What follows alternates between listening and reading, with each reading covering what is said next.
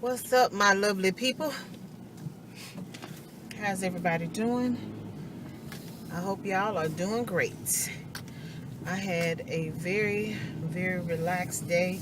We had a all-day conference today, which our facility hosted, our department, the department that I work in, we hosted the conference. The conference was actually scheduled to be somewhere else, but after Harvey, I don't know if the facility was flooded out or what happened, but my boss stepped in and agreed to host the conference so that we could still have it. So it was really nice. It was all, when I tell you it was all day, it was all day. They served us breakfast, they had snacks all day long, they served us a really nice lunch, and we had to fill out a form ahead of time regarding our dietary preferences. And obviously I put on there that I was a vegetarian, so I think it was like about 8 of us who, some people had food allergies, some people were vegetarians, but anyway, they lined us up first and allowed us to get, the food that we wanted and everything. So that was really nice of them that they did that. But so that was cool. The conference, it was very informative. I really enjoyed it. Although I've had my membership with this organization probably for the last 4 years, I think. This is the first time I've ever went to the conference, so it was really nice. This is actually the Houston chapter of this organization, but they also have a Texas. It's the same type of organization, but it's on a state level, and then they have another similar. It's the same organization, but it's on a national level. And so I am seriously my job paid for my membership, but for this one, but I'm seriously considering joining the Texas and the national organization. I have to see. I don't want to overextend myself. I don't want to spread myself too thin, but we'll see. It definitely has its advantages. There's a lot of networking opportunities and things like that. This is a non-profit organization, so yeah, it's pretty cool. Something I can put on my resume. And they actually do offer continuing education credits. Basically, they offer opportunities for for you to obtain your continuing education credits. They also offer opportunities for to help you with there's a certification for the field that I'm in, so they also help you with like material literature and resources for to help prepare you for the certification exam. As I understand it, I guess it depends on who you talk to. Some people say it's hard, and some people say it's not hard. It's just very detailed, or it's very like you really have to pay attention to what you're doing. So, make sure you're reading the questions and stuff like that, and it's not a test that you can kind of speed through. So, anyway, what did y'all learn today? We had some really, really nice speakers. One of them was a lady who, I think they said she has like 4 masters, and she got a bunch of other degrees and stuff like that. And she was the president of Lone Star College, and she started out in I want to say like middle school or high school education, but eventually went on to to be a part of the college system. So she had a lot of great tips, and I mean, all the speakers had some great tips. And so what I'm going to say was my lesson for today was about re-examining the things that I desire for my life, taking my time and developing a plan without being unrealistic, and also making sure that once I have that plan developed and I know for sure that that's what I want to do, to go ahead and implement that plan and stick to my guns. And why, the funny thing is that this is more relevant based on things that I do on my personal time than what I do at work, because I think my work, what I do at work and what I desire for myself at work is pretty, I think it's pretty well defined, and it's pretty well laid out, and it's, I would even venture to say that it's, the plan has already been implemented, so I think I'm good there. But I would take and apply everything that each and every speaker presented, apply it more to my personal life, because I have some things going on in my personal life, and I am just really struggling with, because I guess because I was in school for so long, I'm just really at a point where I want to live, and I want to be happy, and I want to have fun, and I want to do things that are exciting. But on the other hand, I've made a commitment to these ventures and these projects that I've started. And sometimes I hear myself saying, I've said this to other people, I'm tired. And when I say I'm tired, I'm not like tired, frustrated, tired. I'm just, it's almost like I don't want to be accountable for those things. I want to do things that will make me happy and make me smile. And I think I'm at a point where, I don't know if y'all have ever either heard, experienced, or thought about that to do something that you absolutely love, as long as you are doing it because you want to do it, it is so much fun. But the minute that you have to do it because it is a requirement, it is a commitment, then it's not fun anymore. And so that's kind of where I am, is that some of the things that I'm doing right now, I'm doing them because I've been passionate about them for so very long, but now because I have to do them, they're not, it's just not, I'm not gonna say it's not fun anymore, but it's not as much fun anymore. And I kind of want to move away from it, because I just want to do things that are fun, because I've done so many things over the past 6-7 years that I had to do because I had set a goal for myself. And now that I'm free of that, I've graduated, I've completed that task, I'm ready to move on to the next phase of my life. It's hard. It's hard because I want to do it because I want to help people, but at the same time, I want to help people when I feel like I want to help people. And if that sounds selfish, then I can't help that that's how it's coming across, because I guess maybe to some degree I am being selfish, so I don't know. But anyway, comment below if y'all have instances like that in your life where you are really passionate about something and you're excited to be a part of a project or an organization or an event or something like that. And as long as it's as you're able to make the decision about whether to do it or not to do it, it's fun for you. But the minute you are in a situation where you don't have that choice anymore, is it no longer fun? Let me know what you think about that. And if you have been in a situation like that, are you still dealing with that? And if you're not, how did you move past it? Like, what did you do? And I don't believe it's just a matter of, oh, I just won't do it anymore, because sometimes it takes a little bit of time for you to transition from it, depending on what your level of commitment is. So let me know what your thoughts are on this whole situation. I'd love to hear what you're thinking about and what you got going on.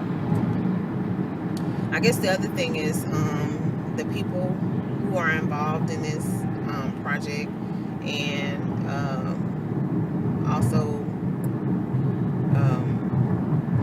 I don't know, I'm feeling like I just don't want to fail at anything.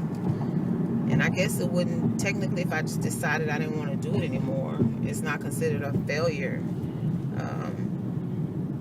But I just, I just don't want to, I don't want to do something and then regret it later. So that's why it's taking me so much time to transition from it, because I want to make sure that I'm making the right decision. So anyway, that's enough of that. What y'all got going on today? Y'all have any plans for the weekend? Because today is Thursday, so tomorrow is like just a few hours away. What do you have planned for tomorrow night? Are you gonna go see a movie?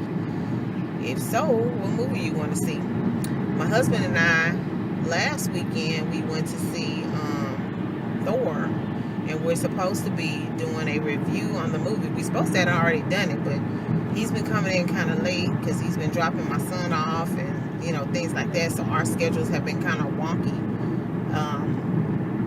I'm hoping that he can make some time this weekend for us to go ahead and do the review, because I think that y'all, if you have not already seen the movie, I think that you'll like our review, because we'll be able to give some feedback. My husband is a Marvel fanatic, and so that's another reason why I wanted him to be involved in the review, because he knows the history of the characters and the history of the comics and stuff like that, whereas that's not my thing. I haven't followed any of that stuff in any length whatsoever. We've seen the different movies that have come out, but to me it's just another movie. And so I know the characters, Captain America and stuff like that. I know them from being a child, but as far as like knowing the ins and outs of who they are and where they came from and all, I don't follow that stuff. But he and my son do. I remember one year, I try to get my husband very unique gifts, because I think that I'm not really a good gift giver. But if I get wind of something that he is interested in, then I do everything that I can that's within my power to be creative in presenting him with a gift that falls within that spectrum. So knowing that he's in comics, one year we were talking about something, I can't remember what it was, and he got to going about, I made the mistake, oh my God, of pairing because I think it's Marvel and DC Comics, or they might be one and the same for all I know. Marvel, and then I can't remember what the other one is, but I made the mistake of pairing one of the characters from the other comic line with somebody from the Marvel comic line, and he lost his mind. So I was like, well, what's the difference? He was like, oh my God, why are you? That's kind of like me saying when somebody say, oh, Prince is like X, Y, and Z, and then gonna ask me what the difference is. Are you serious? Prince is everything. So whoever it is that you're trying to compare him with, you can't. So I understand that part of it, but I just thought his reaction was over the top, and it was hilarious. But what I decided to do was I did my research. At the time, I was really, really heavy into like eBay and stuff like that. eBay, and that's when I discovered Amazon. Excuse me. And so what I did is I went on to eBay, and I happened to find someone who was selling an entire stack of original Marvel comic books. And this was years ago. I want to say it was like 35 or something like that. It was like a bunch of them. Like the comic books came in a box. And this person had been collecting these comic books for a while, obviously. So I went ahead and I don't remember how much I paid for them, but I know it wasn't that much. And I'm thinking, oh, he'll probably, like the comic books, but, to me, it was a neat gift, but it wasn't anything that I expected him to be like over the moon about. So the comic books came in. I packaged them all up, wrapped them up and everything like a present. And y'all, when he opened those comic books, he hit the ceiling. He was so excited, he didn't know what to do with himself, and he was just talking 50. And anybody who knows my husband, he's a very passive, laid back, easygoing person. He does get excited about comics, cars, and fishing. Those are the three things that really moves him. And so he saw these comic books and just went bonkers. That made me happy because I was thinking, oh, this is just kind of like it's a neat gift, but it ain't nothing that he was gonna react like that about. And boy, was I wrong. He still to this day has those comics, and I don't recollect if the person that sold them to me, if he included any that was in the plastic. I remember seeing plastic, but I don't know if they were just slid into like plastic sleeves, or if they were actual sealed comic books. But whatever the case, my husband was just, oh my goodness, he could not have been happier to see this gift. Because and then he was going through and he was like, oh, and this one is in here, and oh, and this one is in here, and he was just so excited. So that made me happy. But yeah, so that was a winner. Much like the fishing rod that I got custom made for him, that was another little gift or whatever. So I was very excited about that. So I don't know, we're getting up there, and as far as being married and everything, for the length of time that we've been married. And so I'm having to be a little bit more creative in my gift giving and stuff like that. And so I think I'm doing pretty good. So I got my hair wrapped up again today. I don't know if y'all can see, nothing extra special, but I thought it was cute. I mean, nothing fancy, but I thought it was cute. I'm getting closer and closer to a decision about whether to cut my hair or not. We'll see. My mother's gonna lose her mind, so I have to make this decision and get it done before she get here, because I don't have time to be having no long drawn out discussion about why I shouldn't cut my hair. Because my mother and my sister both have very thin hair, and I have a head full of hair. My hair is very, very thick, which is part of the problem, because a lot of times when my hair does not do what I want it to do, I would have spent hours on styling well, not styling it, but I guess yeah, styling it is correct. So say for example, I do 2 or 3 hours, well, not 2, maybe 1 or 2 hours on a twist out, and then I get up in the morning and take my hair down, and the twists basically go from being extra defined to just this afro. So I would have spent all those hours putting my products in my hair. I use a lock method. They say liquid, oil, and cream. And for liquid, I use aloe vera juice. Oil, I have like this mixture of oils that I have, or I do coconut oil or whatever. And then the cream, I use leave-in conditioner or whatever. But anyway, my hair would do fine otherwise, and it's very soft and manageable. But I would have done all of that only for my hair to, by the time I leave from my house to work, which is 10-15 minutes away, I have an afro. And then I'm frustrated because I would have done all that work for the style not to hold. Then somebody said, well, don't take it down till you get to work and blah, blah, blah, blah. Well, I get to work, maybe an hour later, I'm looking at my hair, and you can gradually see it just getting more and more, like bigger and bigger, more and more volume. And I'm just like, well, I probably should have just started out with afro at this point, because my hair is not acting right. So, what you gonna do? All right, y'all. I'm gonna holler back. Take care. Love yourself. Love somebody else. And until next time. Peace.